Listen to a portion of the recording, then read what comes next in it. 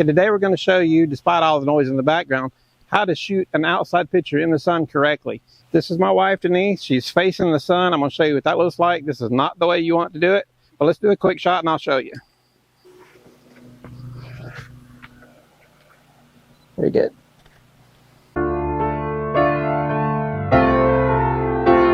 All right, so we got a quick shot of that. Now what we're going to do is we're going to turn her around. So I'm going to have you come over here, Denise. Put your back to the sun.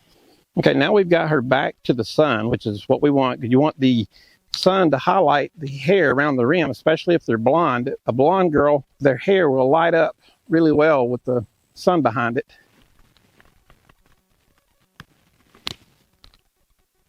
All right, so we're going to turn it on at AD200. We're going to get it close to her face. We're going to try it first at half power. See what we get. It might be a little bit high. Turn your chin this way. All right, so there, now we've got the sun behind her to highlight her eyes.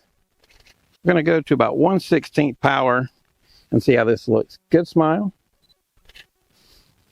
Now you can see the difference of what it looked like when we had her standing with the sun in her eyes. I know everybody thinks, oh, the sun's shining, it's a great day for pictures. The sun is not really your friend when you're outside, because what happens is you get dark circles in the eyes, and you'll see those on the first picture, either that or they're squinting. So what we did is we turned her around, put her back to the sunlight. That way we get the rim light around her hair. Then we took an AD200 flash and we put it up close to her, pointed it right at her face to fill in the shadows. That way we don't get dark shadows in the eyes. So hey, if we're helping you guys out, hit subscribe. Have a good day.